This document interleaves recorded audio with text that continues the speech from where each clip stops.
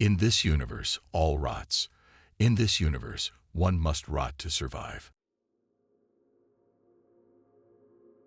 The realm of chaos is the name given to that portion of the immaterium where the chaos gods and their demonic followers make their homes, if such a concept even has meaning within the formless extra-dimensional space that is the Empyrean. Beyond the boundaries of physical space, unrestricted by time or causality, there is a dimension incomprehensible to mortal minds. It lies on the other side of dreams and nightmares, infinite in scope, but without form or structure. This realm is composed of the psychic energy of love and hate, fear and hope, ambition and despair, and yet it is an uncaring, emotionless void. The realm of chaos exists far outside imagination, an impossible abstraction made real only by metaphor and the roiling emotions of mortal minds. It is constantly reborn but has never changed, eternally shifting though endless in potential. No mundane sense can see, smell, or hear it, and even the most powerful psychers cannot glean the warp's true nature, lest they be driven insane. It is a place where gods thrive in constant war, fighting over the raw stuff of creation that birthed them. In this unknowable realm, titanic hosts clash, locked together in a conflict that is as old as the universe and can never be truly won.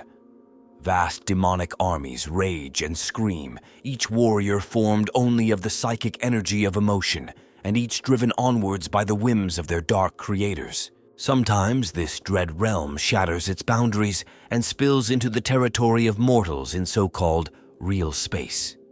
Nightmares and terror are unleashed upon the worlds of humanity and aliens alike, as armies of slavering fiends and cavorting warriors pour forth alongside regiments of blood-red soldiers and batteries of brazen warp-forged war machines.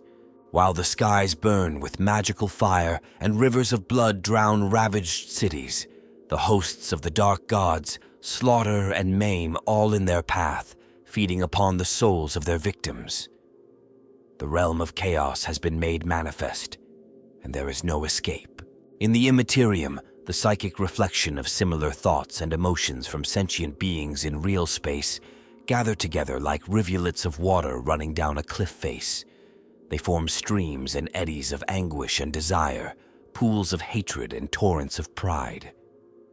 Since the dawn of time, these tides and waves of psychic energy have flowed unceasingly through the mirror realm of the warp, and such is their power that they forced into being creatures made of the very stuff of dreams and nightmares. Eventually, these instinctual, formless entities gained a rudimentary self-consciousness of their own. The Chaos Gods were born, vast psychic presences composed of the fantasies and horrors of mortals. These are the ruinous powers, and each one is a reflection of the mortal passions that formed them. First amongst them is Khorne, the blood god, possessed of towering and immortal fury.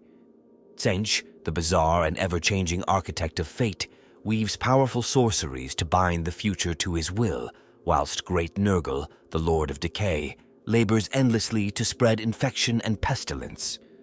The last of their number is Slaanesh, the dark prince of chaos, indulgent of every pleasure and excess, no matter how immoral or perverse. As the intelligent species of the Milky Way galaxy prospered and grew, so too did their hopes and dreams, their rage and wars, their love and hatred. This burgeoning flood of raw emotion fed the Chaos Gods and nurtured their power. Eventually, the gods reached back into and through the dreams of mortals, eternally working to influence the physical realm and its myriad sentient species. A Chaos God can only grow in power through the actions and thoughts of mortals. Those who worship a Chaos God and behave in a way that feeds it are rewarded with strange mutational gifts, extraordinary powers, and potentially immortality as a demon prince. As the Chaos Gods battle in the warp, so their mortal followers wage war in the material universe. The victors of the battles earn more power for their unworldly master, though the twisted plans of the Chaos Gods are such that often victory is not necessary, merely the acts of sacrifice and battle themselves. When devotees of chaos die, their souls do not fade in the warp and disappear like the spirits of other mortals to some unknown and unknowable fate. Instead, their immortal psychic energy is swallowed into the greatness of their gods, their souls sustained forever, bound to the eternal power of chaos. Through the dreams and nightmares of mortals, the changing tides of the warp are molded into a fantastical landscape and populated with legendary beings.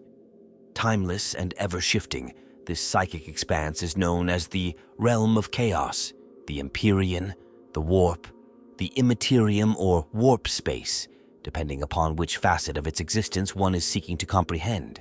It is a dimension parallel to our own, a universe devoid of consistency and unbound by the physical laws which govern space and time. It is a random, unstructured panorama of pure psychic energy and unfocused consciousness. It is chaos in its truest sense, unfettered by the limits of physics and undirected by intelligent purpose and will. The warp is chaos. Chaos is the warp. The two are indivisible. The chaos gods and their dominions are one, for both are formed of the same basic psychic warp energy. As a chaos god gathers energy from the thinking beings of reality, it expands in power. Its corresponding influence upon the warp around it broadens, and its territory within the realm of chaos grows larger.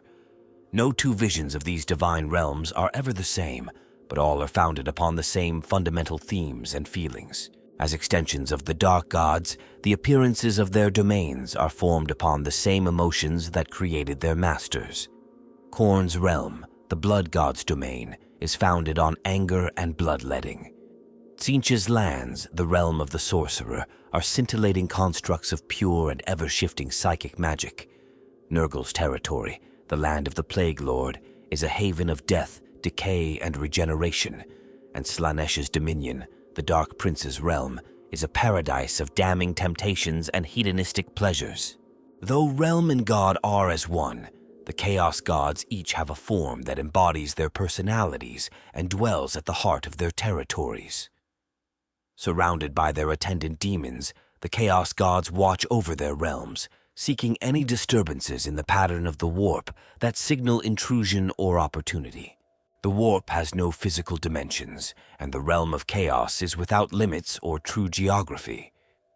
The areas of influence controlled by the Chaos Gods form their realms, and the rest of this roiling landscape is often referred to simply as the Formless Wastes, the land of lost souls, or the Chaos Abyss. Much of the Formless Wastes is random, constantly churning and reforming. Rivers of tar flow through petrified woodlands under crimson skies. Great stairways lead into the heavens and join themselves from below in an everlasting loop. Castles made of bones and fortresses of ichor stand amidst copses of limbs, and the departed spirits of titanic god machines slump in graveyard heaps. Every dream and nightmare, every lunatic vision and deranged fancy of creation finds its home in the Formless Wastes. The Formless Wastes are home to the Furies, demons created by indecision and random chance. They are heralded by disembodied voices, lacking anything but the most rudimentary awareness and instinct. Greater demons and demon princes, grown powerful enough to instill a small measure of control over their surroundings, also create their abodes in the Formless Wastes. Each of these small islands of structure is a petty domain in comparison to the vast realms of the Chaos Gods within the realm of chaos, but each embodies the whimsy of its creator, a small shrine or temple to a niche of belief. The Chaos Gods are not alone in warp space. They have created servants from their own essences, the entities that mortals have named demons based on their ancient legends and religious mythologies, who are not so closely bound to the warp. Demons are entities of a somewhat different nature to their masters, and are the most numerous of the creatures to be found in the Empyrean. A demon is born when a chaos god expends a portion of its own power to create a separate being. This psychic power binds a collection of senses, thoughts, and purposes together, creating a separate personality and consciousness that can move within the warp. The Chaos God can reclaim the independence it has given to its demon children at any time, thus ensuring their loyalty. It is only through the loss of this power that a demon can truly be destroyed, its mind dissolving back into the whirls and currents of warp space. Demons have no physical presence within the warp. The realm of chaos is anathema to the laws of physics, and the starships that navigate its depths do so by taking a skin or bubble of reality with them in the form of their gellar fields when they enter using their warp drive. Instead of possessing a true physical form, demons project a form conjured from raw psychic energy that is essentially a lesser interpretation of their divine master's own fundamental nature. Hence, the bizarre and inhuman appearances projected by demons indicate their presence, status, and allegiance to a chaos god. Though it may appear to be made of normal matter when it materializes in real space, a demon's form is no more physical than it is in the realm of chaos. In fact, they are beings of pure warp energy given shape and depth.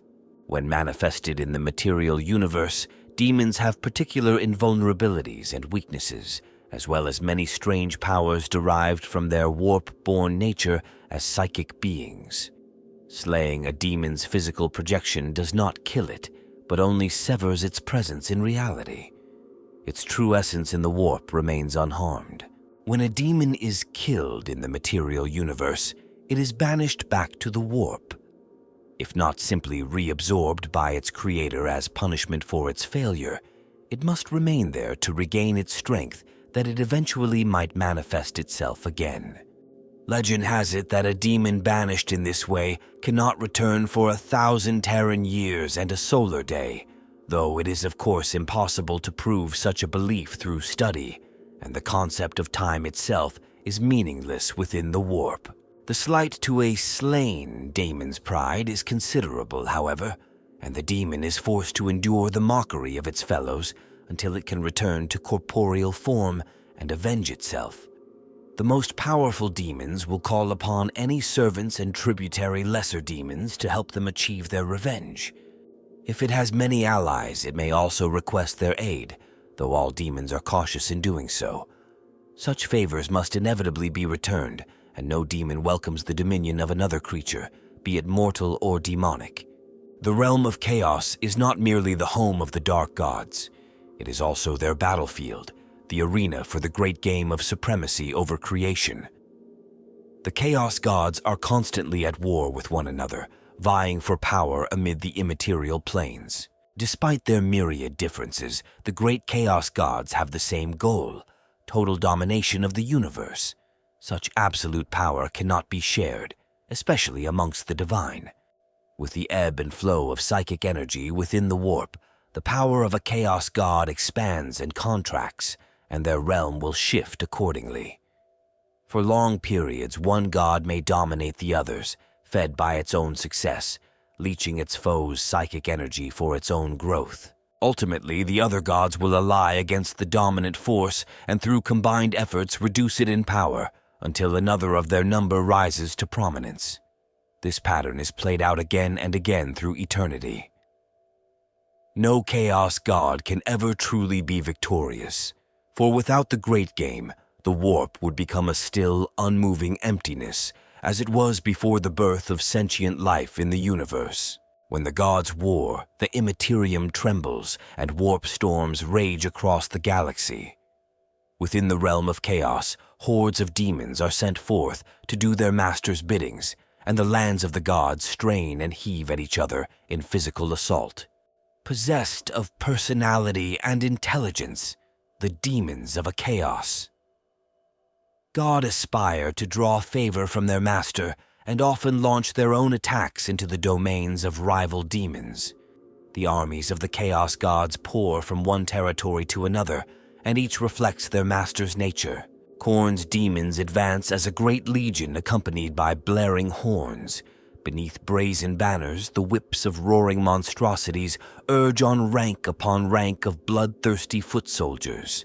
With raw anger and violence, the blood legions of Khorne cut a swathe through enemy territory, the blood spilt by their attacks polluting the realm of the enemy, turning it into Khorne's wasteland. Tzeentch is perhaps the most devious of all the gods, for he will always create a weakness to exploit before attacking. Through plotting, innuendo, and magic, Tzeentch frequently sets the other gods to war with each other. He waits patiently to see how these conflicts progress, and when the time is right, his cackling minions and manipulative magisters sweep forwards upon a carpet of magic, striking at the weakest of the contenders. With magical blasts and warping power, the armies of Tzeentch, the scintillating legions, quickly overcome all opposition, and the newly claimed territory swiftly becomes part of Tzeentch's crystalline domain. When Nurgle's minions are set free, they march forth to spread disease and decay. Sonorous chanting and the rusted clangs of 1,000 bells herald the attacks of the plague legions, while the army advances under an impenetrable swarm of bloated carrion flies. Capering demon mites carpet the ground before the host, and the noxious poxes of the fleshy hulks that command them kill everything in their path, rendering all life down to mulch from which evil fungi and poisonous plants erupt. Slaanesh attacks in a more insidious manner, as might be expected of the Prince of Pleasure. The first assaults are subtle, unnoticeable to the other gods. Inside the fabric of another god's realm, the tendrils of Slaanesh's power inveigle their way into root, bone, and crystal, corrupting them from within. As the land itself becomes perverted to Slaanesh's power, it dulls the senses of the enemy's demons, allowing the fast-moving demonic armies of Slaanesh, the legions of excess, to strike swiftly and decisively. From time to time, there arises a being, place, object, or event in the material universe that attracts the attention of all the Chaos gods. So important is this new element, so desired or so dangerous, that all rivalry is temporarily put aside in order for Chaos to take advantage of this particular opportunity or thwart the threat it presents. Then the 4 major ruinous powers work as one for a while under the banner of Chaos Undivided, and the galaxy trembles before their combined might. For humanity, the most significant occasion of this type was the rise of the Emperor of Mankind in the late 30th millennium. During this period, the Chaos gods tried with all their might to bring about the Master of Mankind's downfall, culminating in their corruption of the Space Marine Primarchs and the terrible civil wars of the Horus Heresy in the early 31st millennium. Other events have led to briefer cessations of the endless conflict in the realm of chaos, particularly promising Black Crusades, for example, or the extermination or birth of a new intelligent starfaring species. Such interest in mortal affairs is fleeting, and treaties and armistices between the Chaos gods do not last for long. As soon as their common objective is achieved, the gods begin to resume their great game. One god or another, or all 4, oversteps the bounds of the previous alliance agreement and attempts to usurp his fellow gods. Once again, the realm of chaos thunders to the march of demonic legions, and their age-old feuds spill over into the domains of humanity. I saw constant battle. Man fought Daemon. Lightning fought volcano. Geysers of molten brass fought lakes of steaming blood. There was no respite, no peace. That which emerged victorious was immediately set upon by another foe even more terrible. It was blood, spraying and jetting, and skulls adding to a throne that pierced the red skies. It was endless screams of rage and fury made incarnate. It was glorious. Khorne is the blood god, lord of rage, taker of skulls. He is wrath incarnate, the embodiment of a never-ending lust to dominate and destroy. It is his sole desire to drown the galaxy in a tide of slaughter, to conquer and kill every living thing until there is nothing left but spilt blood and shattered bone. The blood god is commonly depicted as a broad and muscular humanoid who stands hundreds of Terran feet tall. He has the face of a savage, snarling dog, though his twisted features are all but hidden by a Baroque helm decorated with the skulls of conqueror kings. Khorne's exaggerated physique is further distorted by heavy, overlapping plates of armor fashioned from brass and blackened iron. His every word is a growl of endless fury, and his roars of bloodlust echo across his realm. Khorne broods from a throne of carved brass atop a mountain of skulls. The macabre trophies are the fleshless heads of his champions, stacked alongside those of their defeated opponents. 100,000 species are represented, from human heads beyond counting to tyrannid skulls the size of Hive City hab blocks. The ever-growing pile of blood-stained bone reflects the material victories of his followers, feeding Khorne's glory, but never quenching his thirst for blood and death.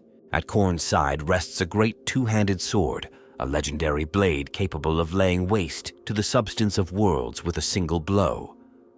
This fell weapon is known by various names to the different intelligent species of the galaxy, including Woebringer, Warmaker, and the End of All Things.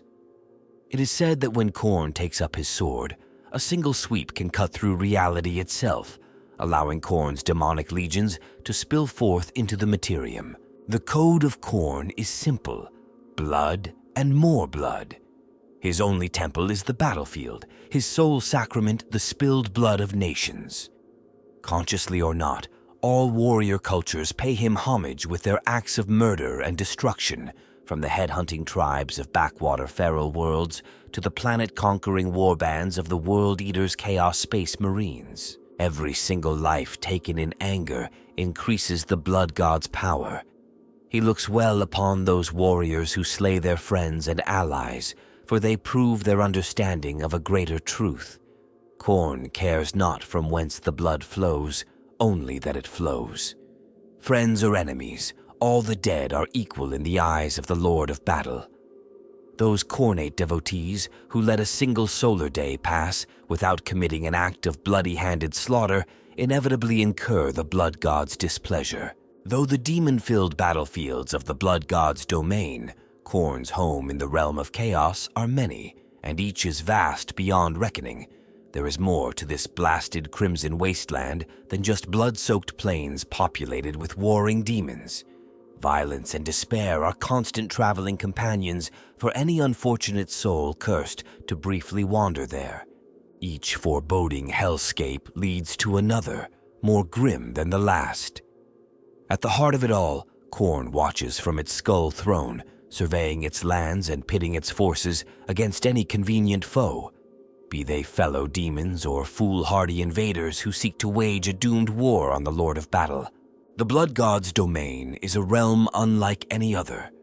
Storms rage perpetually across crimson skies, sending gale-force blasts seemingly composed of pure rage whipping across the plains and mountains. These angry winds tear into the land itself and rip up great chunks of stone and blood-drenched earth, tossing them violently back down hundreds of leagues away in explosions of raw destruction. The land, for its part, fights back against the brutal assault of the heavens. Earthquakes send gouts of molten brass skyward, burning up the storm clouds, temporarily ending their rage until the winds regather to begin their assaults anew. New mountains erupt from flat land in an instant, some thrusting into the sky like gigantic living swords, others acting as shields against the advance of the storms. Rivers of boiling blood crisscross the hellish landscape, dividing the realm into territories over which rival bloodthirsters wage war. The blood flows are not content to allow the conquered lands to rest idle. From deep below the ground, new rivers strike through the surface, splitting the lands as easily as an axe opens the bloated gut of a lazy bureaucrat. Each crimson flow sucks down all that once occupied the space, including any demonic legions that might have been marching there.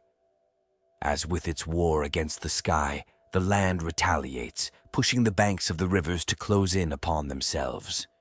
The brass-spewing volcanoes send liquid metal into the rivers, evaporating the blood within and sealing the wounds with burning fury. Each piece of the realm of battle constantly fights to obliterate the others. Each acts like a living servant of Khorne, wanting to prove to the master of the land that it is the most worthy of the god's rewards. A visitor to this nightmare realm would surely be driven mad, knowing that every rock, Every breeze and every drop of what should be water is an enemy, looking to kill him with just as much purpose, desire, and violence as the multitudinous demons of the blood god inhabiting the land. To witness the carnage of the realm of Khorne is to know that conflict is a living, breathing thing, and not just a curse that troubles the worlds of men, machines, and aliens. It is to know an eternal truth, and thus to know despair. At the outermost edge of the blood god's domain, there lies a ring of volcanoes that scholars of the profane have come to call Khorne's Rage. Reaching hundreds of kilometers into the air, they belch their thick black smoke and molten brass skyward, creating an impenetrable border that can neither be seen through nor navigated. Darkness and ash hang there, lit ominously from beneath by gouts of flame that incinerate the loose debris along the sides of the volcanoes. Within the ash clouds, blood storms roil. Red lightning dances across the clouds as thunder cracks and rolls, like the snap of a bloodthirster's whip, followed by the sound of the hooves of 1,000 charging juggernauts. These peaks stand as a bastion against invaders. Their toxic ash and scorching brass flows enough to deter all but the most determined of forces. Those who are arrogant or foolish enough to make the attempt to cross the tortuous border are met with more than barriers of heat and jagged rock. The very rock and brass of Khorne's Rage itself rises up to crush the attackers. Pieces of the rock break away from the side of the mountains, molten brass flowing into them in a hellish semblance of lifeblood. Demons of stone and liquid metal take form, born of rage and defiance. With mindless fury and unadulterated violence, they bludgeon and scorch their foes. Once their grim task is complete, they fall back into lifeless piles, waiting for the call to reform and defend the borders of their master's realm. At the base of the volcanoes are the forges of the lesser furnace demons. In these sweltering workshops, weapons of war are crafted. All manner of axes, swords, hammers, and armor are created to supply the blood god's eternal wars. Here, too, the components of Khorne's demon engines are made. Assembly of these huge constructs of war is conducted elsewhere, but the cogs, blades, housings, and armaments all have their beginning here, at the foot of Khorne's Rage. It is a dangerous place to reside, even by the standards of the rest of the realm. At any moment, a volcano could erupt, flooding the forge with molten brass. It is of no concern to Khorne if a few demons are incinerated in such mishaps. Others rise from the blood pits to take their place, and the forges continue. Despite the risks, the furnace demons are able to take advantage of the dangers of Khorne's Rage. Across the plains of battle, it is almost exclusively Khorne's own minions that do battle and perish. At the fringes of the realm, however, other warriors die agonizing, terrible, bloody deaths. Using tools of fiendish design and rites that even the most depraved chaos sorcerers would dare not undertake, the masters of the Hell Forges enslave the souls of those mortals who would dare invade the blood god's realm and fuse them with the anvils of Khorne. The tormented screams of those thus eternally imprisoned blend with the ringing and clanging of each falling hammer that strikes the forge. When white-hot metal is placed on the anvil and pounded into form, the bound soul feels the scorching heat. Thus, as each new weapon or piece of armor is crafted in the Daemon Forges, it is born to the sounds of Khorne's enemies, suffering the god's everlasting wrath. Warp energy, the raw stuff of chaos, constantly swirls across the realms of all of the greater chaos gods. Its currents and eddies shift and meander seemingly at random, causing mutation within the very land itself and everyone and everything they touch. In most cases, this power does not linger in any one place for long. There are, however, locations throughout the blood god's treacherous domain where the power of the warp collects and stirs. When this happens, great craters are often gouged into the blasted plains. None can say if it takes moments or millennia for these pits to form, for time is meaningless within the realm of chaos. Eventually, the warp storms break apart, sometimes seeping into the very pits they created. When this happens, Khorne commands his minions to intensify their efforts to harvest blood from the mortal world, using the most violent, destructive, and devastating methods they can possibly bring to bear. The souls that perish in such a campaign give their blood to a special dark cause. Their crimson essence is collected in the pit, where it is mixed with molten brass and a measure of Khorne's own murderous bile. The resultant lake is a new blood pit.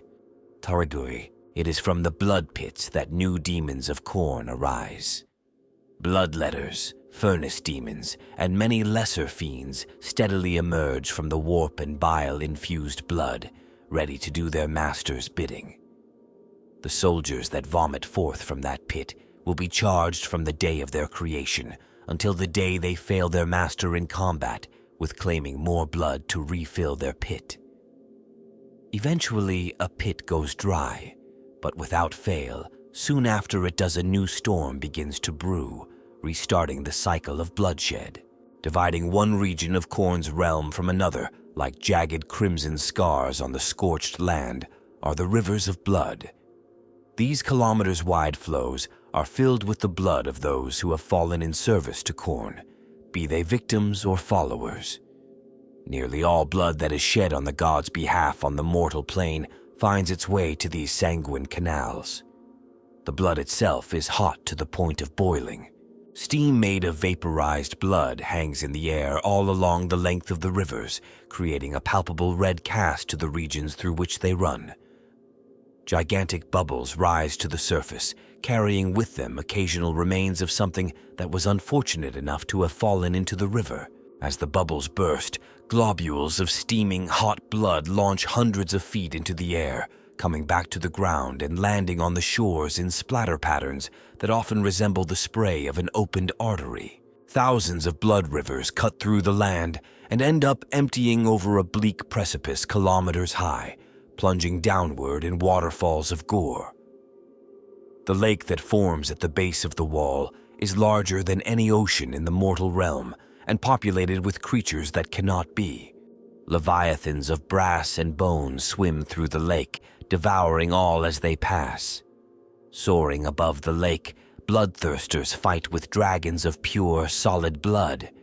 Those that stray too close to the surface of the lake risk being snatched out of the air by the very lake itself. So hungry is it for carnage. Rising waves on the surface take the shape of warriors and do battle, crashing violently into each other and falling back to the surface in a rain of scattered blood. On the far shore of the Lake of Slaughter, the ground is littered with skulls, so many, in fact, that whatever foundation may lie beneath them cannot be touched. For kilometers, these skulls stretch away from the shore, and in the distance, there rises a great black wall. This is the outer wall of Khorne's brass citadel. Upon the wall stand guardian demons with eyes as sharp as their fangs and swords. They watch for any intruder, ready to defend their master to the last. Within the walls, there are thousands of flesh hounds patrolling the skull yard, sniffing out the blood scent of any who would dare attempt incursion. In the skies, flying between the outer walls and the inner keep, elite bloodthirsters listen for sounds of invasion on the wind. It is rare that any force musters the strength to assault the brass fortress, its guardians deterring all but the most foolish or daring of Khorne's rivals from even trying. When the attempt is made, the might of the blood god's personal host is brought to bear with a fury and rage that threatens to rip a hole between realms. While Khorne's brother chaos gods could gain much power should they defeat the blood god in its fortress, the risk of counter-invasion is too great for such wars to be waged without dire cause. It is said that if Khorne itself should rouse from its throne and personally go to war against the other dark gods, its favored blade would end them all in one mighty sweep, but that such an act would have calamitous results that not even Tzeentch could predict. It is said that Khorne was once consumed by such rage that it took up its sword and smote the ground, splitting it asunder for eternity. This fell sword is known by many names including Warmaker and the End of All Things, and is capable of laying waste to entire worlds with a single blow. Because of this, an uneasy state of balance exists between the ruinous powers.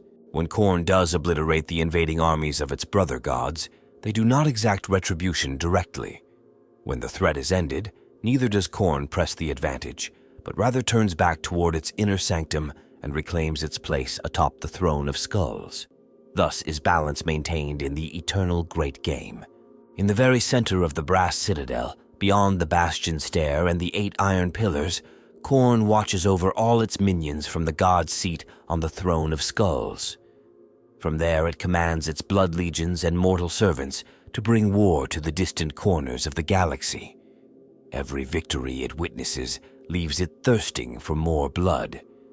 With every defeat, Khorne takes the blood of a failed champion and adds it to the rivers of its realm. Blood will be Khorne's. If the god must harvest it from its own minions, so be it. Surrounding the throne of skulls on all sides is a mound of skulls that holds Khorne aloft on its perch. Khornate Chaos. Champions and fallen enemies alike contribute to the mass of bone. Could these skulls speak, some would tell tales from before the long war against the corpse emperor of the Imperium, when the Primarch Angron had yet to swear his oath to the blood god. Others would speak of grave mistakes that caused their entire species to fall to the axes of legions of berserkers. The skulls closest to the god, those of its favored champions who have perished in service to their lord after hundreds of violent campaigns, would call out across eternity, once more bellowing their war cry, "Blood for the blood god!" Tuska the Daemon-Killa is the name of the orc warlord who is the leader of an orc wag that currently battles eternally before the brass citadel, the heart of Khorne's domain in the realm of chaos in the warp. The original orc invaders of the Immaterium attracted the gaze of the blood god when they plunged headlong into the warp real space interface known as the Eye of Terror with the aid of many weird boys in search of fresh carnage. Their dangerously unhinged warlord Tuska, the self-styled Daemon-Killa, had already made his mark upon the Eye by bringing battle to several demon worlds devoted to Khorne's rivals. The orc warlord proved unstoppable until his wah crash-landed on a flesh planet belonging to a mighty demon prince named the Blood Prince who stood high in the standing of Khorne. The greenskin warlord's vast horde was eventually slain to an orc by the wrathful demon prince and his minions, but the god's joy in the murderous spectacle was such that Khorne himself ensured the greenskin crusade rose once more on the very next dawn. History repeated itself over and over again as the orcs fought tooth and nail, never once showing signs of surrender or despair. The blood god was so impressed by their limitless battle lust that he took the orcs into his own domain. In the shadow of the brass citadel, Khorne's elite bloodletter generals battle against the Daemon-Killa's undying greenskin horde on a daily basis. Each cycle, great clouds of fungal spores are released by the dying greenskins to take root and flourish in the blood-stained foothills of the osseous peaks. Yet more orcs are born, grow to maturity, and charge into battle once more. Such endless cycles of bloodshed are most pleasing to the blood god. After all, the one true constant in the galaxy is that of endless war. Khorne himself has made sure of it. Created from the raw energy of the warp, Tzeentch's realm is one of constant flux and shifting structures hewn spontaneously from every material imaginable. There, the only constant is change. No mortal and few daemons can visit the realm of the Raven God and survive with sanity intact. Tzeentch is known by 100,000 titles across the galaxy, amongst them the Weaver of Destinies, the Great Conspirator, and the Architect of Fate. In his mind, he listens to the hopes of every sentient being from every planet in the universe. He watches over the plans of his playthings as they unfold into history, toying with fate and fortune, both for his own entertainment and to further his unfathomable schemes. Tzeentch feeds upon the need and desire for change that is an essential part of all life in the universe. All mortals dream of prosperity, freedom, and a better tomorrow. These dreams are not just the preserve of the impoverished or the powerless. Even imperial planetary governors and imperial navy battlefleet admirals dream of further riches, or perhaps even an end to their heavy responsibilities to the Emperor. All these dreams create a powerful impetus for change, and the ambitions of nations create a force that can challenge history. Tzeentch is the embodiment of that force within the warp. Tzeentch is not content to merely observe the fulfillment and disappointment brought by the passage of time. He has his own plans, schemes that are so complex and closely woven that they touch the lives of every living thing, whether they realize it or not. The chaos. God's masterly comprehension of time, history, and intrigue allows his ploys to intertwine seamlessly, forming a web of causality that spans the stars. Tzeentch is aware of the visions and plans of all mortals in the galaxy. He takes great delight in the plotting and politicking of others and favors the cunning over the strong. When the inner voice in a man's head speaks, when the desperate whisper their prayers into the night, it is the architect of fate that listens. He perceives every event and intention, and from this information, his mighty mind can work out how each will influence the future. The intertwining latticework of probability, hope, and change is Tzeentch's meat and drink. Without it, he would eventually fade away. Perhaps the architect of fate has plans to overthrow the other chaos gods, or to extend his dominion over all the mortal realms. Perhaps not even Tzeentch himself can say for sure. Whatever his ultimate goal, he seeks to achieve it by manipulating the individual lives of humans and Xenos alike. Tzeentch is the undisputed master of magic in the universe. Sorcery is one of the most potent agents of change, and those who use it are amongst the most ambitious and hungry for power. The raw psychic energy that empowers the psychers of the mortal realm is the actual fabric of the realm of chaos, the same fabric that makes up the ruinous powers, their demon servants, and the shadow selves of mortals that flicker in the warp and that humanity calls souls. If a mortal looks upon the most common of the Changer of Ways manifestations, they would see that the skin of Tzeentch crawls with constantly changing faces, leering at and mocking onlookers. As the god speaks, these faces repeat his words with subtle but important differences, or provide a commentary that throws doubt upon his words. These lesser faces appear and disappear quickly, but the puckered visage of Tzeentch himself remains low down in his chest, so that head and body are one. From above Tzeentch's burning eyes spring two sweeping horns, the spiraling extremities of which crackle with arcane fire. The firmament surrounding Tzeentch is heavy with magic. It weaves like liquid smoke about his head, forming subtle and interwoven patterns. Forms of places and people appear in the smoke as Tzeentch contemplate their fate. Those who appear there will inevitably find their minds, bodies, or destinies mutating into strange new forms, for none can come to Tzeentch's attention and remain untouched. Just as Tzeentch manifests and appears in many different guises, many of them fluid and shifting, so too, the domain of the Changer of Ways within the realm of chaos, the realm of the Sorcerer, constantly adapts to its master's whims, desires, moods, and of course the demands of his 1001 plots. Observers human, Xenos, and demon perceive and interpret this territory in a wide variety of ways. In fact, some scholars and a few of the more coherent first-hand witnesses who have survived contact with Tzeentch's realm have suggested that neither mortal nor daemon, save perhaps the most powerful lords of change, can grasp the true nature of Tzeentch's shifting realm. Most who visit the domain of the Great Mutator quickly go mad.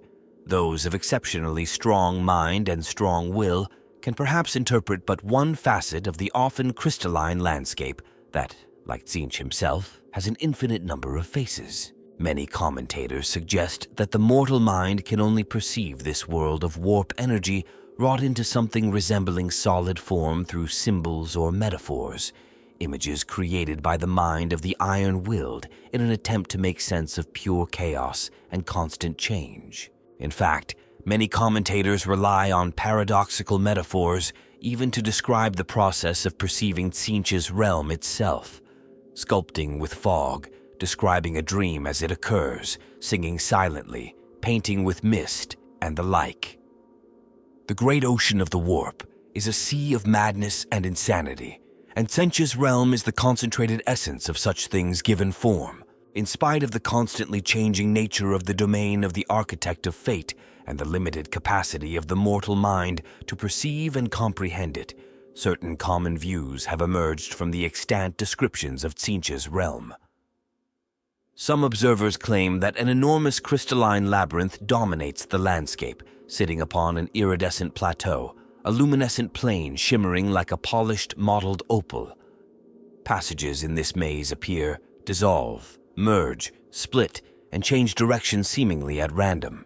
Only the Lords of Change, Tzeentch's greater demons, and those with the trenchant insights of the irrevocably mad can hope to understand the design of Tzeentch's deranged maze and to navigate its corridors. No demons are needed to act as sentinels in Tzeentch's realm. The labyrinth itself provides sufficient protection against anyone rash and foolhardy enough to attempt an assault on the great schemer. Those who gaze into the crystalline substance that composes this maze may see more than light reflected and refracted in the fluctuating facets of the shining surfaces. They may catch glimpses of fears, miseries, and hopes made visually manifest, dreams and nightmares, histories real and imagined, potential futures, images of torment, ecstasy, and despair, and abstract thoughts made momentarily concrete as pictures in the crystals. One visionary reported seeing various images of his children at different points in their lives, all of them moments of despair, sorrow, and desperation. Another recounted her experiences in Tzeentch's realm as one of exultation and ecstasy as she witnessed reflected representations of what she took to be her possible futures, each more joyful and successful than the last. Yet another claimed to observe nightmare imagery in the mirrored surface of the labyrinth. Demons rending flesh from friends and loved ones, the destruction of his home by dark sorcerers wielding warp fire, and worst of all, the transformation of his own body into a tentacled, writhing mass. When this last traveler was finally able to tear his gaze away from the hellish visions, he discovered that solar days had passed, and that his body had indeed changed into the hideous chaos spawn he had seen in his vision. Imperial records show that all three of these individuals met with tragic ends: suicide, insanity, and execution at the hands of the Inquisition, respectively. In one sense, these survivors of Tzeentch's realm were fortunate, as it is rumored that most who travel through the maze of the Raven God wander it eternally as miserable, insane shells of their former selves, forever tormented by ghastly visions, regrets over their mistakes and missed opportunities, and the hopes for a tomorrow that they will never realize. While the passage of time in the warp fluctuates and does not correspond to its regular, linear flow in the normal four-dimensional space-time of the materium, the inconsistency of time's progression is even more pronounced in Tzeentch's realm. As the anecdote above suggests, in what seems like a few solar minutes spent gazing into the depths of the crystals of Tzeentch's labyrinthine realm, solar days or even standard years can pass. Two individuals might enter Tzeentch's realm in the same instant in time. One might exit moments later and report that years had passed, whereas the other could spend centuries of real time in Tzeentch's realm, but swear that he had been gone only minutes. In addition, other peculiarities in individuals' subjective perceptions of time occur within Tzeentch's realm itself. A single footstep may seem to take solar hours to complete. What seems like a few seconds spent admiring the beautiful refraction of light on the crystalline structure of the maze can take Terran days. Many visitors, momentarily transfixed by some curiosity in Tzeentch's realm, have died of dehydration or starvation. Others can spend years wandering the insane corridors of Tzeentch's maze without drinking, eating, or resting, their metabolism apparently slowed by chaos influences. Our legends tell of an entity known as the Guardian of the Maze that inhabits the crystalline labyrinth. Though its name implies that it serves as the protector of Tzeentch's realm, it is said to function more as a gatekeeper and observer. Rumors tell of a path through Tzeentch's realm that, in theory, anyone, mortal or demon, may follow to discover infinite knowledge. To follow this path, the inquisitive pilgrim must travel through 9 gates. These portals, 3 times the height of a man, appear as golden arches wreathed in the blue and pink warp fire of Tzeentch. Such is the power of the guardian of the maze, or perhaps it is the bizarre temporal nature of Tzeentch's twisting realm itself that the guardian manifests as a giant disembodied mouth hovering above all 9 gates simultaneously. At each gate, the mouth ponderously speaks, asking those seekers of knowledge one of the 999 riddles of Tzarat-Soth. Those who answer the riddles correctly may pass through the gates and continue along the path to ultimate enlightenment. Those who fail to answer correctly are doomed to wander the labyrinth for all eternity, racked with insanity and regret over the infinite knowledge that might have been theirs. Legend tells of one being, the only one in all history, who answered all 9 of the questions correctly. Strangely, many versions of the story posit that this individual appeared in the guise of a young girl who was accompanied by a small black dog. Factions within the Ordo Malleus wage vicious scholarly battles over the hidden significance of this tale, or if the tale actually happened, or was yet another metaphorical wisp of smoke from the Master of Lies. Tzeentch's Sanctum Sanctorum, the Impossible Fortress, is said to lie at the center of the crystalline maze, if indeed geographical descriptors such as center apply with any accuracy to this inconstant realm. Some consider this as more akin to a central belief or conceit that might drive a series of thoughts than an actual location, as nothing of this area has physicality as mortals would comprehend it. While this etheric edifice is in constant flux, many have described it as a crystalline castle composed of the same sort of material as the labyrinth that surrounds it. Imbalanced spires spontaneously emerge from the ever-shifting foundation of the impossible fortress, as do towers of blue and pink flame and searing warp fire. Gates, doors, and portals slowly open, as if yawning with the ennui of ages, only to slam shut like mouths of terrible beasts and then disappear. Mortals shackled by the psychological manacles forged by a lifetime of habit and enculturation in the material realm cannot fathom the perverse design of Tzeentch's home. Indeed, as the name of this fastness implies, even the most visionary and heretical designers of the material realm could not draft plans for the maddening architecture of the impossible fortress. Few demons, save the most powerful lords of change, can navigate its corridors. But as these creations are intelligent distillations of the madness that makes up Tzeentch's realm, they thrive all the same. Deep inside the impossible fortress, according to some profane accounts, lies Tzeentch's fabled hidden library. This infinite collection of tomes, scrolls, and parchments of every kind contains every scrap of knowledge and thought ever recorded in creation, stories written and unwritten, histories true and alternate, and accounts of future's potential, actual and imagined.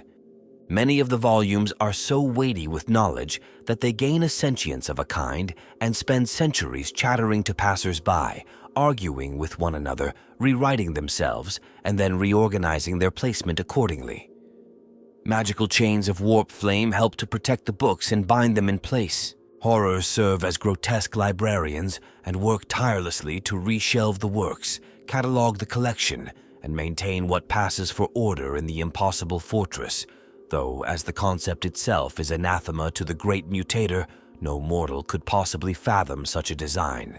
As with so many things associated with the Changer of Ways, few things are always as they seem. Although the Crystal Labyrinth, the Impossible Fortress, and the Hidden Library often appear, or at least are often perceived, as delineated above, by no means are these descriptions consistent with every narrative provided by those unfortunate mortal souls who have visited Tzeentch's domain. Bach Samael, dubbed the lunatic scrivener of Hamcloth Prime by the Hive City princes who acted as his patrons, claimed to have traveled to and returned from Tzeentch's realm in the early 41st millennium.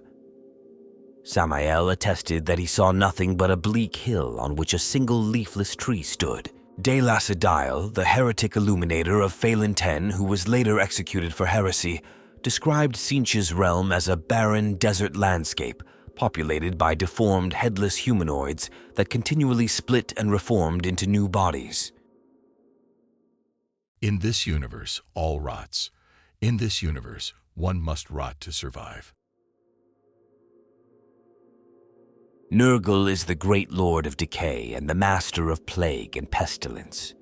All things in the universe, no matter how solid and permanent they seem, are liable to eventual corruption and death or destruction. Even the process of creation is but the precursor to later decay and dissolution. The bastion of today is tomorrow's ruin, the maiden of the morning is the crone of the night, and the hope of a moment is but the foundation of regret.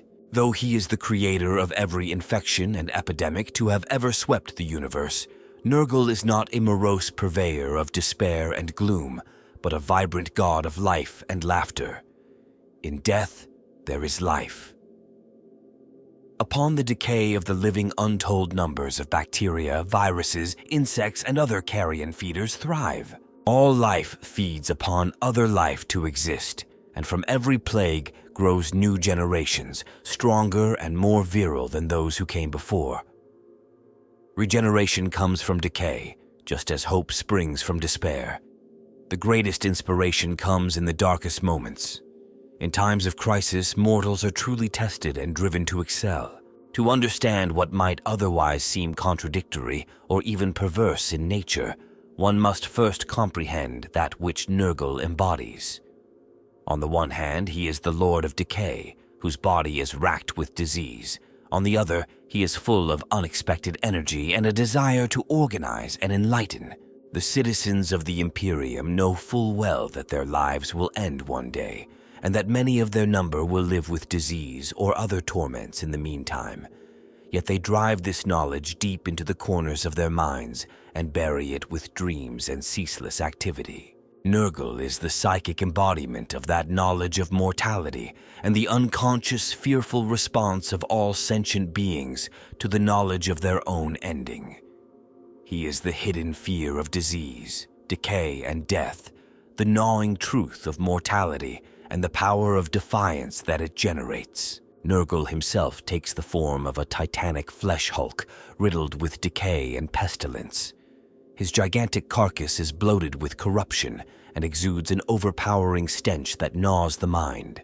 His skin is greenish, leathery, and necrotic, its surface abundant with running sores, swelling boils, and fruitful infestation. Nurgle's gurgling and pulsating organs are rank with the excrement of decay, spilling and spurting through his ruptured skin to hang like obscene fruit around his girth. From these organs burst swarms of tiny Nurglings that chew on Grandfather Nurgle's rotting intestines and suck upon his bountiful, noxious juices. Every single human being in the galaxy has been touched by Nurgle's folded hand at some point. Countless trillions are host to his malignant, invisible creations, which corrupt their physical forms and sow despair in their minds. Interplanetary traffic ensures that contagious diseases are carried from world to world by the ignorant, the willful, and the strong. As Nurgle's gifts multiply into full-blown pandemics, his power reaches a peak. Whole star systems, even whole sectors, are quarantined as plague runs rife across the stars. Proud civilizations wither away even as Grandfather Nurgle conjures obscene new life from their remains. Wherever there are plague pits and mass graves, the rotting splendor of Nurgle shines through.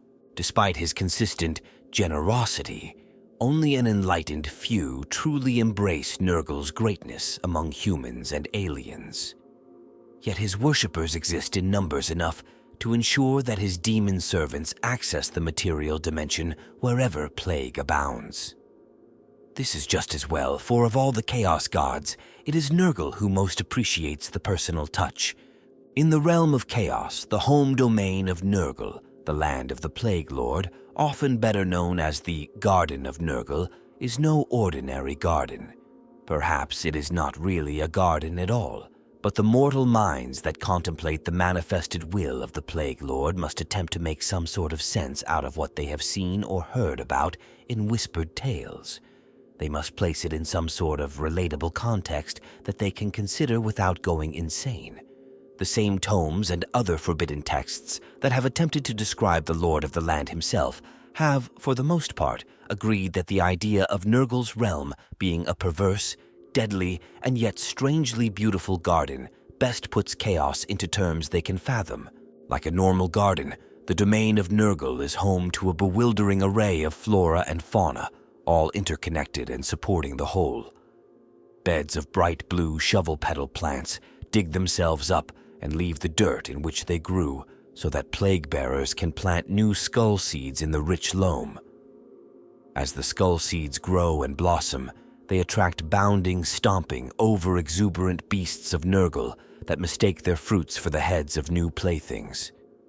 This scatters their matter violently into the air, where it comes to rest on the wings of the ubiquitous flies.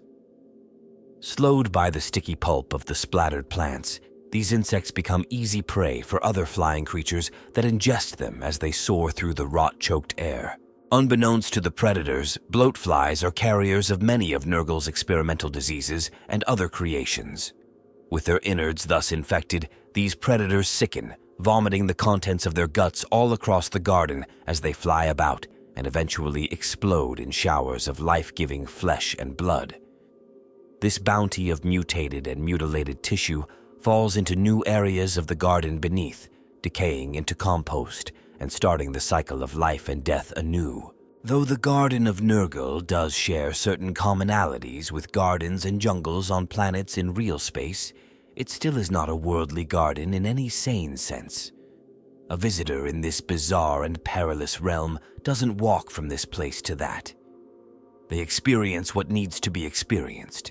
Even the demons that tend the Garden of Nurgle are not really what might be thought of as a workforce that arrives at a place, does a job, and then leaves for other regions. These demons are a part of the experience of the Garden of Nurgle itself. This is especially troublesome for the plague-bearers, whose metamorphosed minds were once mortal and still strive to impose a modicum of reality in their unreal existences. Still, even the plague-bearers accept their place in the garden and spend their eternity enjoying all it offers in their own way. The Plague Father affords all his children many ways to explore and appreciate his realm, and even to become a part of it. Though he is a god of chaos, he also has a need to create order, to monitor his creations, and to control his experiments. A visitor to Nurgle's realm would find a dizzying amount of diversity of experiences. Here they might find trees made of nothing but the flesh of Aldari, constantly oozing the tears of a dying race. There they might find fields where tongues sprout up from the earth, each one blistered by the malign influence of a different infection. There is no telling what wonders await around each bend in the paths that stretch and wind throughout the Garden of Nurgle, but any who encounter them will surely have their sanity tested and questioned, should they survive to share the tale. The land of the Plaguelord is an ever-changing realm, shifting according to the needs and whims of its master. Many areas exist only temporarily, taking shape to allow the plague god to indulge a particular fancy or to be granted to an especially accomplished great unclean one as a reward.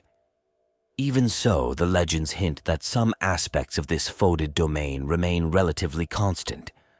Nurgle has need of fields in which to plant his crops of blighted herbs, pits to hold the bodies upon which he conducts his experiments, and, most important of all, a gigantic and decrepit mansion in which to store his creations, brew his legendary contagions, entertain guests, and plot the course of the great corruption. While the mortal realm is laid waste by blight and pestilence, the lands of Nurgle in the realm of chaos thrive on disease and corruption. Tended by the Lord of Decay, this unwholesome realm is home to every pox and affliction imaginable and is foetid with the stench of rot. Twisted, rotten boughs entangled with grasping vines cover the moldering ground, entwining like broken fingers. Fungi, both plain and spectacular, break through the squelching mulch of the forest floor, puffing out clouds of choking spores. The stems of half-demonic plants wave of their own accord, unstirred by the insect-choked air. Their colors puncture the gloom, havens of cheeriness in a dismal woodland. Human-featured beetles flit along the banks of sluggish, muddy rivers. Reeds rattle, whispering the names of the poxes inflicted upon the worlds of mortals by great Nurgle, or lamenting those that have died from the caress of their creator. Jutting from amidst this primordial mire is Nurgle's manse. Decrepit and ancient, yet eternally strong at its foundations, the mansion is an eclectic structure of rotted timbers and broken walls, overgrown with crawling poison ivy and thick mosses. Cracked windows and crumbling stone compete with verdigris-coated bronze, rusted ironwork, and lichen-covered cornices to outdo each other with their corrupted charm. Within these tumbling walls, Nurgle toils. Beneath mildewed and sagging beams, the great god works for eternity at a rusted cauldron, a receptacle vast enough to contain all the oceans of all the worlds. Chuckling and murmuring to himself, Nurgle labors to create contagion and pestilence, the most sublime and unfettered forms of life. With every stir of Nurgle's maggot-ridden ladle, a dozen fresh diseases flourish and are scattered through the stars. From time to time, Nurgle reaches down with a clawed hand to scoop a portion of the ghastly mixture into his cavernous mouth, tasting the fruits of his labor.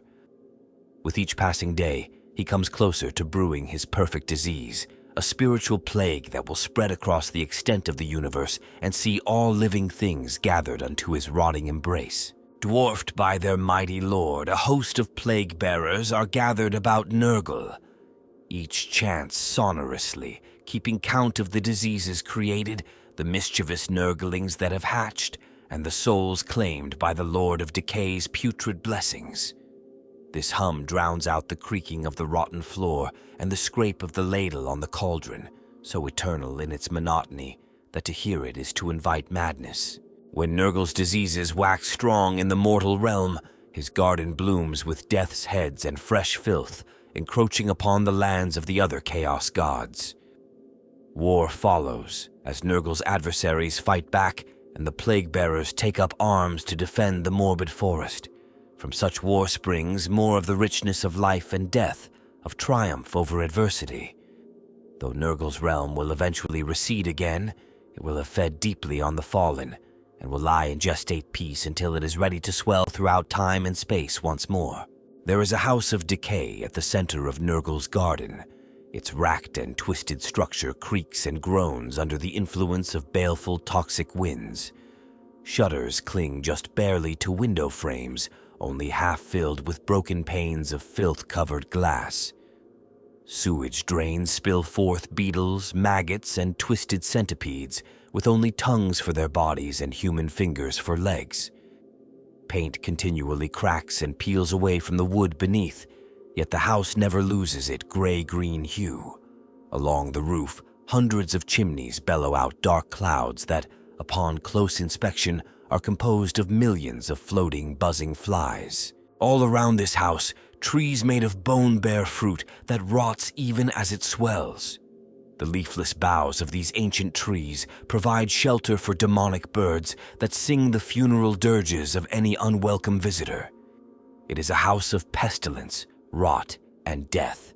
This is Nurgle's mansion, also called the Mansion of the Plaguelord, and that means that it is also a place of hope and renewal.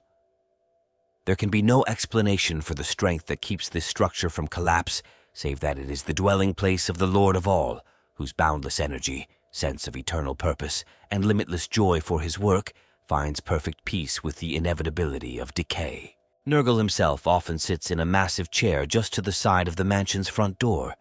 From there, he entreats visitors, both summoned and unexpected, to approach, share tales and questionable libations, and explore the countless rooms within.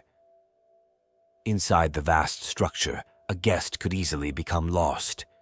Rotten floorboards send many to a doom of slow consumption by the carrion feeders that dwell in the lower levels. Grand staircases decorated with moth-eaten rugs beckon to wandering souls, leading them to chambers where demons are glad to receive new, fresh flesh. Should the guest bypass these rooms and continue upward, they might find their way to the attic, where Nurgle keeps samples of his multitudinous works of decay, catalogued and counted over and over again by attendant plague-bearers. In this attic are jars containing the viscera of plague victims from across time and space. Souls are trapped within apparently simple glass containers, left to slowly dim and fade as maladies of the spirit waste them to the bone. If the visitor walked past the stairs and pushed deeper into the mansion, they might stumble upon the kitchens and larders of the Plaguelord's home. Every foul ingredient, every pestilent component imaginable, and some that defy sanity, rests on shelves here, neatly labeled and ready to be combined in the great cauldron. A wise guest moves on quickly from here, knowing that to linger is to become flavoring for the noxious stew, for this cauldron is among Nurgle's prized possessions, and he likes to keep it full. It is in this great black crucible that the Lord of all brews the many plagues he pours into the mortal realm. Nurgle is a creative being, and he will take inspiration for experimentation where he finds it. Seldom can he resist the temptation to add nearby visitors to his virulent concoctions. Nurgle is unlike the other ruinous powers in many ways, including how he views his domain within the realm of chaos. Khorne, for instance, rarely leaves his throne, barking orders to his generals from atop a mound of skulls. Slaanesh watches the happenings of his kingdom from within his palace of pleasure, or wanders the universe seeking to tempt mortals into giving up their souls to satisfy his hunger. Tzeentch seems to not care much at all for the state of his warped and fractured lands, spending his time plotting and interfering with affairs in realms beyond his own. Nurgle, on the other hand, cherishes the beauty and surprises of his garden. He routinely takes strolls down its twisted paths, cavorting with his demons and stopping to observe as one of his diseases takes its toll on a wounded captive. Nurgle is in touch with his land and its many regions. In his wanderings outside of the mansion, he passes by some of his favorite places, many of which have existed since Nurgle first thought of them, and are likely to be the models for the reborn universe that is to come. A moment's journey from the mansion are the deathbeds, a place he visits more often than perhaps any other. It is a place that serves two purposes. Not only are wayward travelers and defeated invaders trapped here, stored in the deep pits and sucking muck of this place awaiting some future foul use or their eventual demise, but it is here that Nurgle can indulge in one of his greatest forms of entertainment. The Plaguelord loves to hear stories of the realms beyond his own. They inspire him to create new pestilences that are well suited to other lands, and in the deathbeds he has countless potential storytellers. Sometimes he offers these unfortunates the chance to improve their position by spitting the worms from their mouths and sharing tales of their worlds with him. Those who amuse him sufficiently are plucked from the muck and removed to the mansion. There they have the great honor of becoming vessels for Nurgle's newest plagues. Once they are properly infected, Grandfather Nurgle smiles, gives them one last tender, gut-churning embrace, and sends them back into the lands their stories described. After visiting the deathbeds, Nurgle often makes the Poxyards the next stop on his stroll. It is here that he tests the efficacy of his contagions of the flesh and spirit. Each malady requires a different set of trials to gauge its ability to achieve the Plaguelord's desires. This means that the physical form of the Poxyards changes to suit the task. For a test of the spirit, this region of the garden may be filled with crystal-clear lakes. A dehydrated test subject may see these lakes, and believing salvation is at hand, drink deeply of the cool waters. Suddenly the water will turn to pus, tormenting the sick and weakened soul. For a test of a skin-eating disease, the Poxyards may be filled with claw-thrust brambles. Infected captives can be sent running into the demon plants, chased by beasts of Nurgle. If the captives scream as they pass through the razor-edged branches of the plants, then Nurgle knows that the poor wretches can still feel pain, and his affliction needs refinement. No matter the incarnation of the Poxyards, this corner of the garden always gives Nurgle new insights, and therefore he spends a great deal of time there. There are other places such as these, places that are always buzzing with activity and joy. The Morabusium, where the most precious and toxic herbs take root, the Dunglash Arboretum, where refined excrement hangs from trees like putrid, reeking vines, and many others. All of these regions provide Nurgle with the ingredients and insights he needs to further his work at the Cauldron when he returns to the mansion after one of his invigorating jaunts. In addition to the mainstay regions of the land of the Plaguelord, there are many others that enjoy a less permanent existence, coming and going with the ascendancy and passing of one of Nurgle's many plagues. Some of these likely only exist in the nightmare visions and untrustworthy hallucinations of disease-ravaged minds. Still, the Garden of Nurgle is near infinite, and it is not so unbelievable that a recipient of one of Nurgle's great gifts might be blessed with a fleeting glimpse of the Plaguelord's realm. With their last dying breaths, some mortals gasp and choke out words, saying that they hear faint bells tolling. Perhaps they refer to the blossoms that grow in the Deathbell Lily fields. When a mortal dies as the result of one of Nurgle's many diseases, one of these pallid flowers opens up and emits a tinny chime to mark the success of Nurgle's handiwork. The ringing is incessant. The hanging gardens of Thushbolg are a sight to be seen.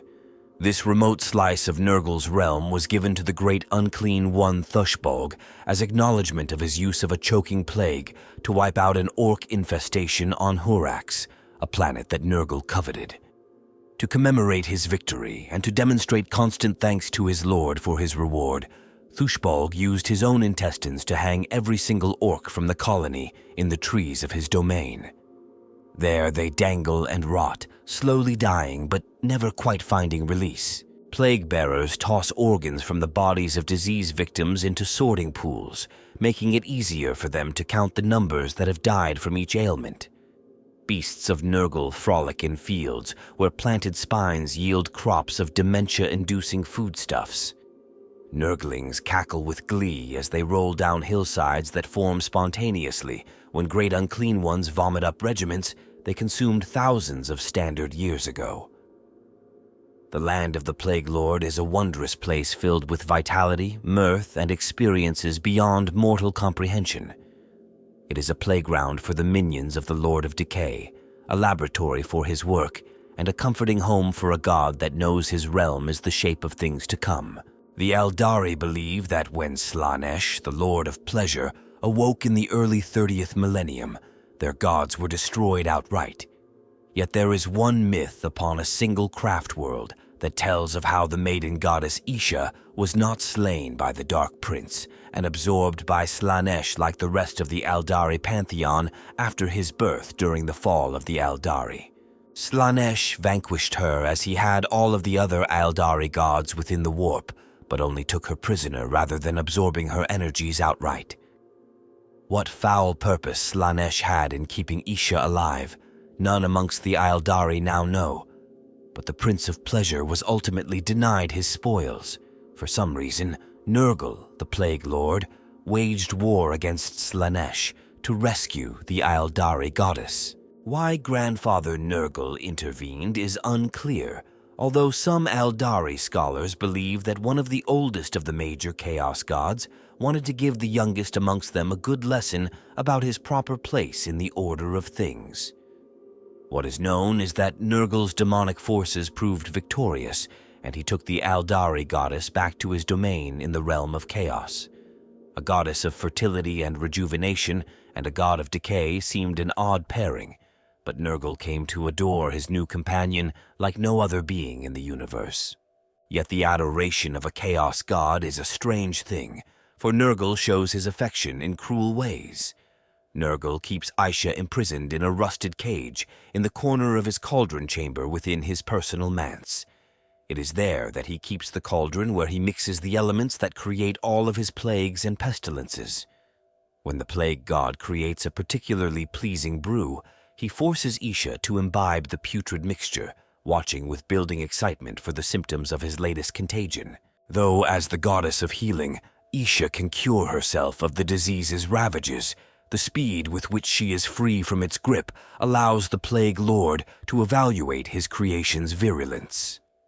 If Nurgle is pleased, he returns to his cauldron and empties its contents into a bottomless drain, the noxious liquid falling as rain upon one of the mortal worlds.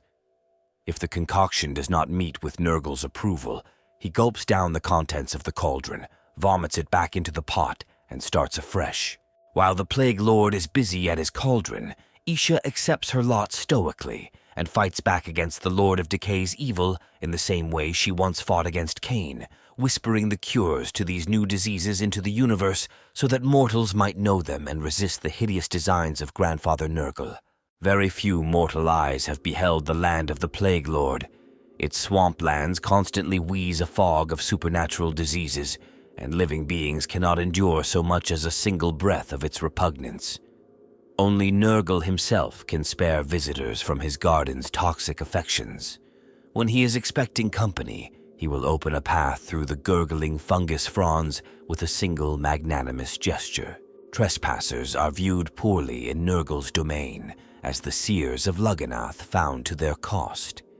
The Aldari of that far-flung craft world have long told the story of the caged maiden, wherein Isha, the goddess of fertility and healing, is imprisoned in Nurgle's mansion at the mercy of her grotesque admirer. These Asuryani believe their legends to be absolute truth, and even aspire to one day free their goddess from Nurgle's unctuous grasp. So it was that when Lugganath was ravaged by the brittle coma, an army of its most gifted psychers cast their minds into the realm of Nurgle in pursuit of the truth of the myth of Aisha's captivity, hoping to find their lost goddess and put a halt to their craft world's deadly malaise with her freedom.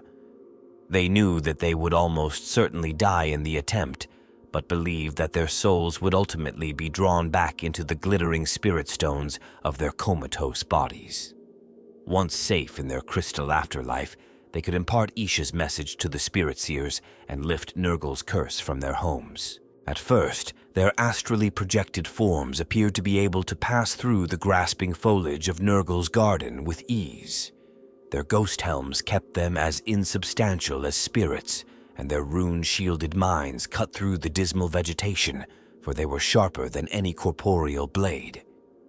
The rotflies of that realm buzzed loud in alarm, however, and whispered of the intruders into Nurgle's ear, just as the seers of Lugganath sighted Grandfather Nurgle's manse in the distance. A great host of plague-bearers rose up from the mud and began to chant in a droning monotone as they came forward. The seers channeled their psychic energy into great blasts of cleansing blue fire, boiling away huge chunks of Nurgle's army and darting out of the clumsy reach of their foes. But ever more plague-bearers emerged from the slurry to block their path. The battle raged for solar days, and swaths of Nurgle's garden were blasted to ruin in the process. However, in the material dimension, the physical form of the trespassing seers began to convulse and shake, succumbing to the very plague they hoped to overcome. Slowly, as their bodies shriveled and their spirit stones turned to rotting mulch, the souls of the seers that were trapped in Nurgle's realm began to pass fully into the immaterium. The soupy air of the garden seeped into their lungs, worm-riddled mud spattered up their legs, and white-bodied demon flies clambered into their mouths. Claimed at last, the seers' feet took root as their faces hardened into bark. Their arms split and twisted into gnarled branches, each finger hung with ripening nurgling fruit. The seers of Lugganath remained there still, a copse of wailing trees that brighten Nurgle's leisurely walks and strike a note of despair into the heart of Isha, his immortal captive. Such is the fate of those who enter uninvited into the land of the Plaguelord, for even the generosity of the grandfather of plagues has its limit. I prepared to enter his realm, expecting to encounter guardians who would seek to tear into me with talons and fangs. At the least I assumed I would find bastions to bar my progress. I found none. The land before me was open and pristine.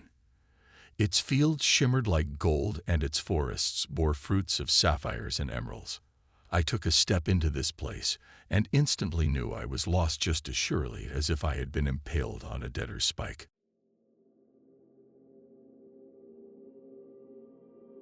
Slaanesh is the Lord of Pleasure, the dark god dedicated to the pursuit of earthly gratification and the overthrow of all decent behavior.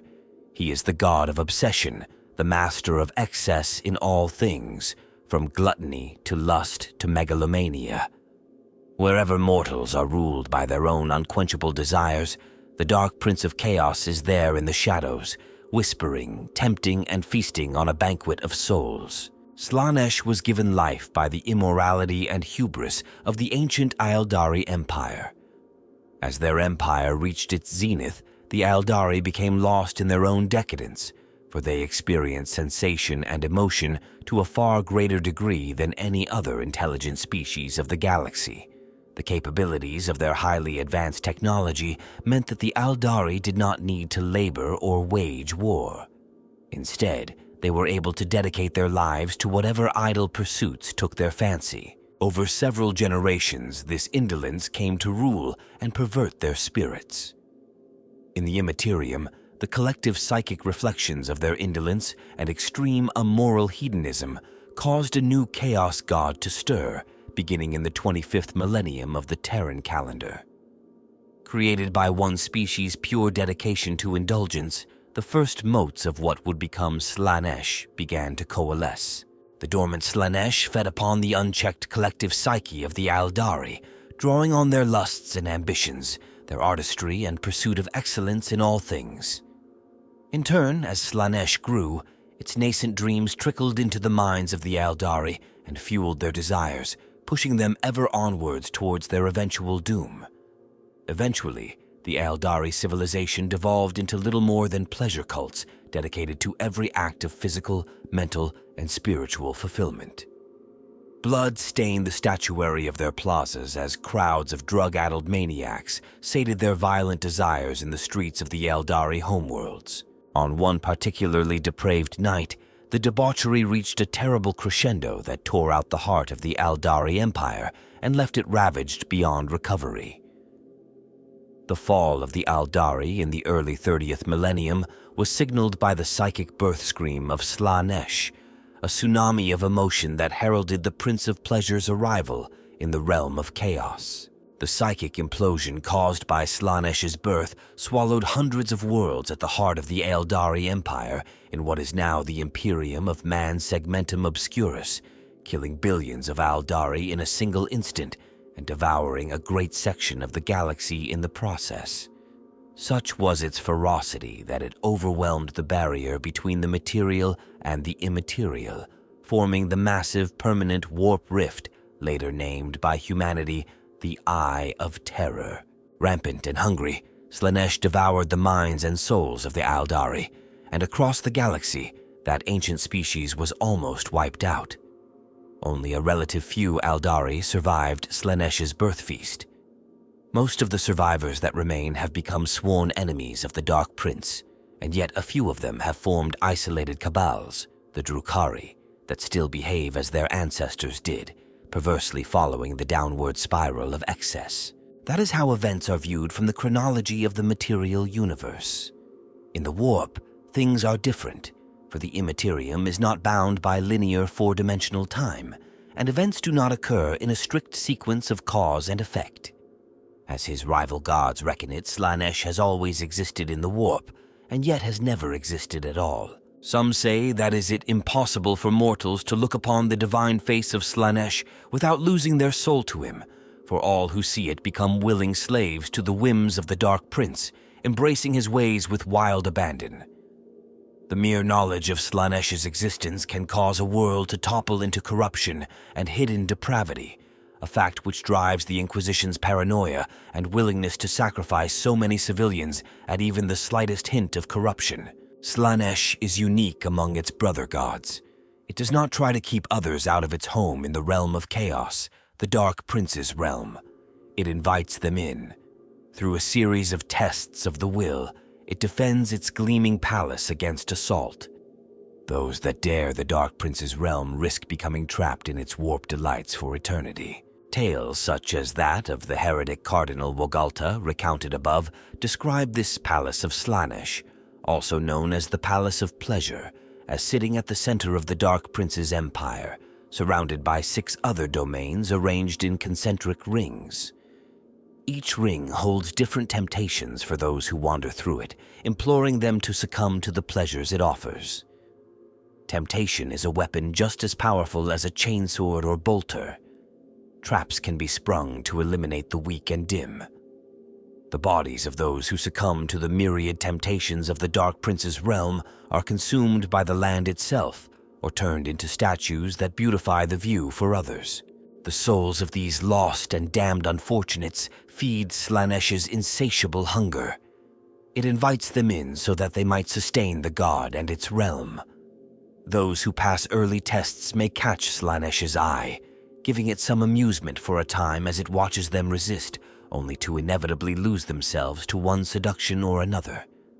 Those rare few who make it to the outer walls of the Palace of Pleasure may be graced by a visit from the Lord of Excess itself. None have ever made it into the palace unless Slaanesh wished it, for all who have looked upon the god's perfection have fallen to their knees and given themselves over, mind, body, and soul, to its dark majesty. The ecclesiarchy use stories of wayward souls like the heretic cardinal to try to warn their servants of the dangers of temptation, drawing from the crazed descriptions of the Dark Prince's domains and minions that are related in such tales.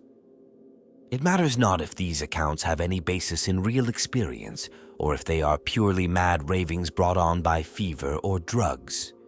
Real or imagined, they are powerful tales for protecting the simple-minded from, among other things, dreams of wealth and the pleasures it can buy. In the first of the rings of the Dark Prince's realm, day turns to night, and the golden hues are replaced by soft blue. The sky shimmers ceaselessly. The heavens are filled with diamonds that seem as if they could be plucked from their place in the sky if one could but reach just a little further. Indeed, many try to do just that, forgetting themselves as they do, not paying attention to their surroundings. Higher and higher they reach, climbing trees made of pure gold, even leaping from the boughs, only to plummet back to the ground, fracturing skulls and rupturing organs when they crash. The end comes to them then, but it is a joyous one, for in their minds they see only handfuls of glittering jewels. It is a temporary joy, however. In exchange for a fleeting moment of false elation, they forfeit their immortal souls. Scholars of the ruinous powers collate tales of the impossible realms of pleasure and pain, and often describe the first of Slaanesh's treacherous domains as confronting visitors with a spectacle of riches beyond the wildest dreams of even the most avaricious merchants. They tell of trees, grass, and other plants made from living gold. Gentle breezes cause the grass to shimmer like the waters of an ocean under a noon sun. As the wind passes over the blades of grass and through the branches and leaves of the trees, it takes on a voice that beckons all to take as much as they want, and more. The mountains that rise up on the horizon reflect a glorious warm light, letting all who see them know that they too are formed from gold.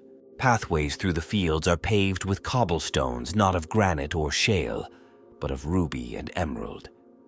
At the edges of the paths, loose gemstones and gold nuggets sit, waiting for anyone to pick them up and slip them in a pouch. There is always room for one more glittering stone, one more pebble of gold. Wandering souls ensnared by this domain would do well to recall the legends that say that if those who lined their pockets with these treasures were able to take their eyes off the objects of their desire, they would note that not all they see was shining. Dull bits of bone and other remains are plentiful here as well. These are all that is left of those who filled their pockets, pouches, sleeves, and boots with so much gold that they collapsed under the weight of it. Unwilling or unable to let the riches go, they died where they fell, smiles on their faces despite their impending ends. Mad ravings from those who claim to have seen into the beyond say that if an intruder is able to pass through the ring of golden fields without succumbing to greed, he is next confronted with a lake so vast its shorelines fade to nothing in the distance. The only other land to be seen is a smattering of pale islands connected to each other by a network of bridges. The finest wine serves as water in this lake, but no cups wait to be filled. The bouquet of the wine is strong, pleasant, and enticing. Words from fiery sermons begin to fade in the face of such serenity. Most visitors take very little time before they give up on the idea of cups and fall to their knees to drink directly from the lake.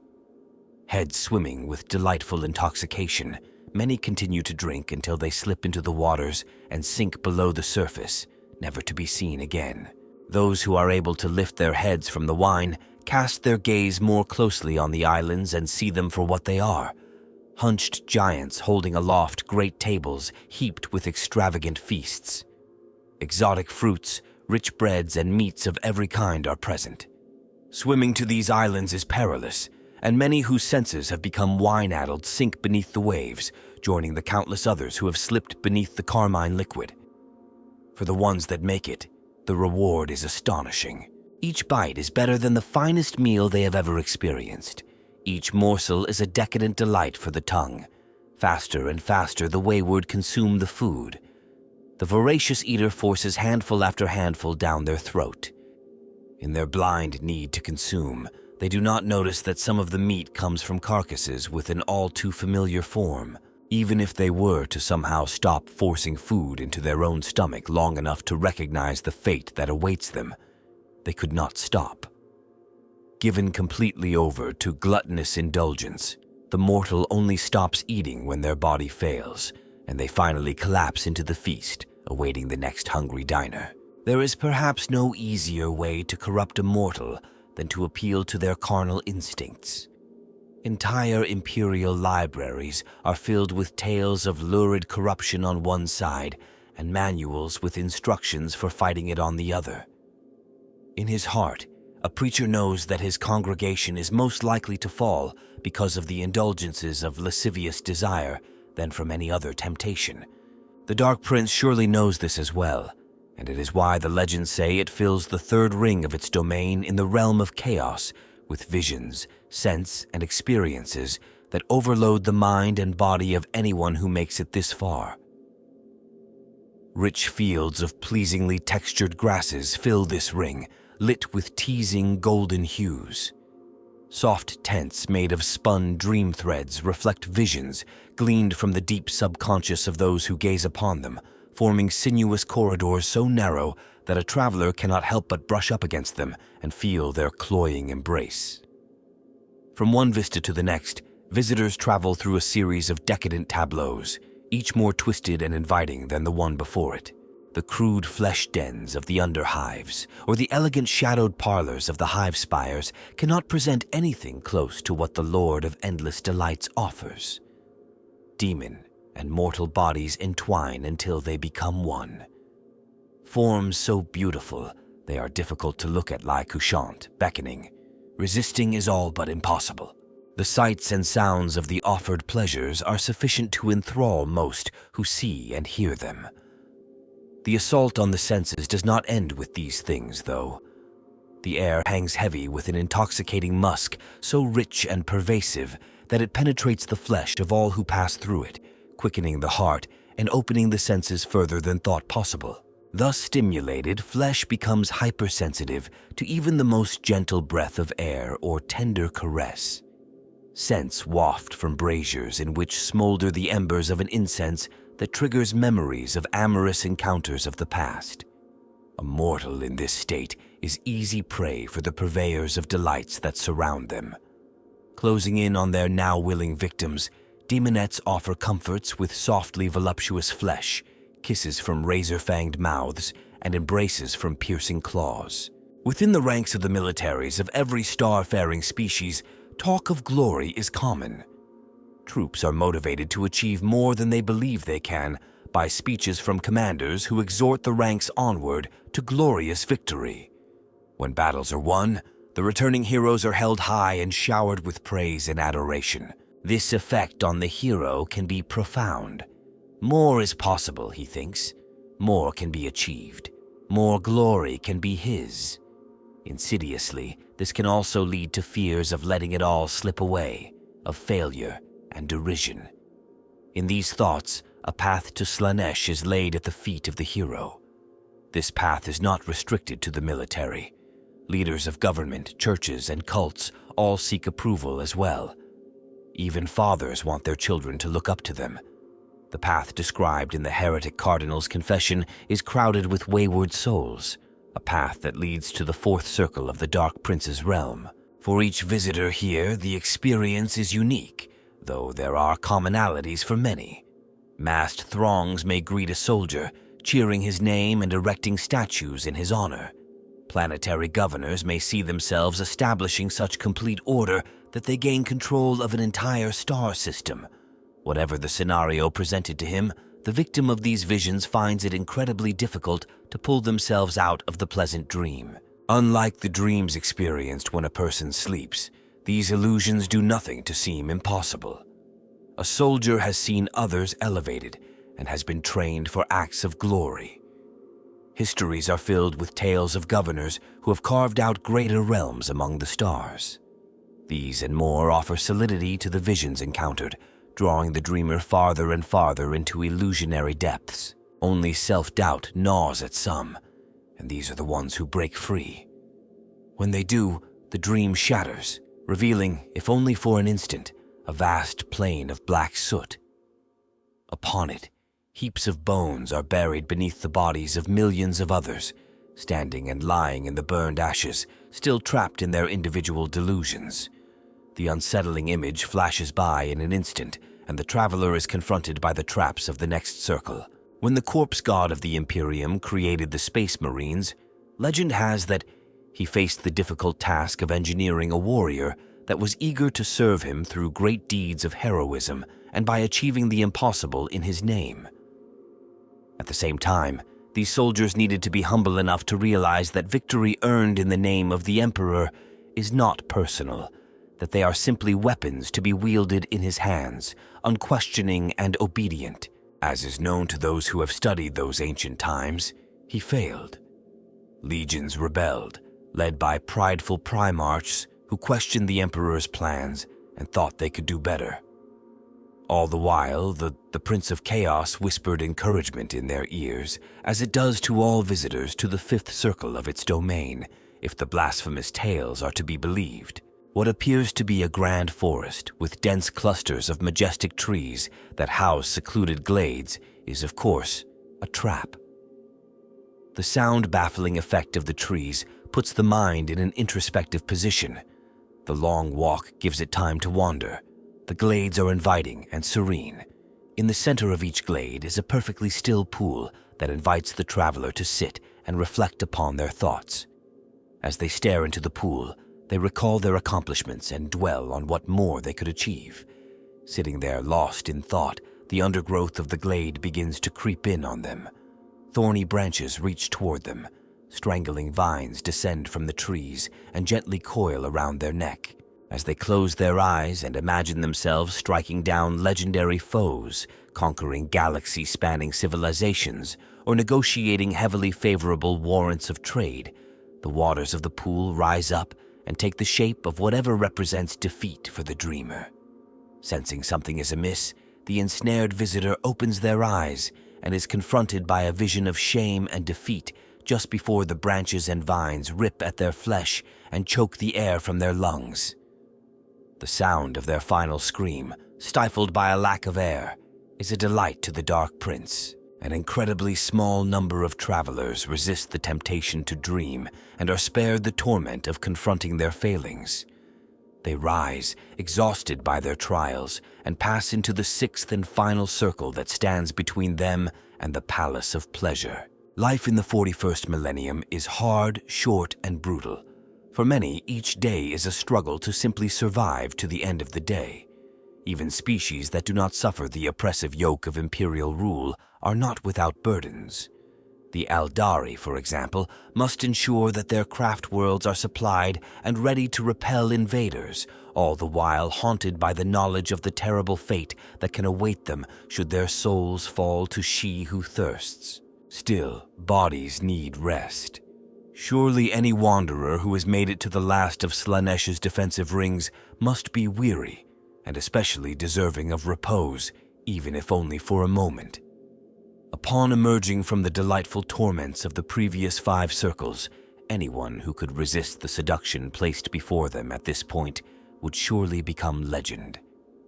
Awaiting the beleaguered traveler, say the whispers of those depraved wretches languishing in perfumed palaces and pleasure dens, is a vision of sublime peace. All struggle is surely a thing of the past, all torment a distant memory.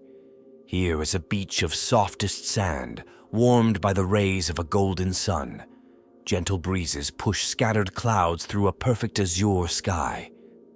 Music is carried on those same breezes, soothing the spirit.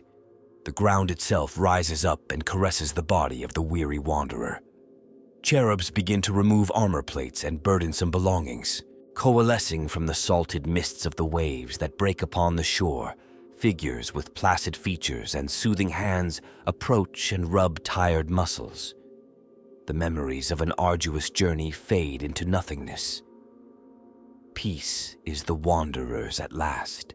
It is peace eternal if the will is not strong enough to snap consciousness back to reality. Determination sends the placid apparition screaming back to the seas. Resolve collects displaced armor and other possessions. Herculean effort forces the few strongest invaders to rise up and approach the final destination. The palace of Slaanesh lies ahead, and surely any who could pass through the 6 trials is prepared for what awaits. A determined warrior, demon or mortal, who survived the predations of the 6 circles of the Dark Prince's realm and their inhabitants, would naturally assume that the Palace of Pleasure, Slaanesh's residence and seat of power, would be defended with legions of demonettes and fiends.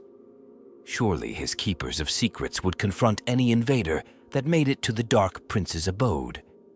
Thick walls must surround the grounds and towers of his domain. Slaanesh has no need of such defenses, however. Any invading force, from a lone space marine to legions of bloodletters, would find that the only guardians present would be statues of the finest alabaster and perfectly shaped trees. Confused as these warriors might be, nothing could prepare them for the presence of the master of the realm. As the invaders contemplate what they perceive as a lack of defense, the air stills, unseen choirs sing, and ears weep at the unholy harmonies. A god emerges from his palace. Striding confidently toward the awestruck invaders, the Dark Prince smiles. It is enough to completely disarm any who stand in its presence. They are lost, body and soul, and they care little of the fact. This, the tales say, is why there are no defensive walls or demonic hordes around the palace of Slaanesh. There is simply no need. Resistance in the face of perfection is not a possibility. What becomes of those thus ensnared is beyond speculation and more the subject of fevered dreams. Not one soul has trod upon the grounds of the Palace of Pleasure and returned to tell the tale. Scholars of the obscene and decadent debate not only the fate of those who get this far, but even the very structure of the grounds and the palace itself. There being no first-hand accounts, who can say for sure what form the Citadel takes? Some say the palace is a single humble dwelling, making the appearance of the Prince of Pleasure even more grand in comparison. Others say it is the most opulent structure ever conceived, stretching for kilometers in every direction, including upward. Most agree that it must be magnificent. A god of excess and perfection must have a domicile to match. If this is correct, then the spires of gold and marble surely ring an inner courtyard wherein statues of exquisite realism are placed. These statues might be the final form of those who succumb to the disarming allure of Slaanesh.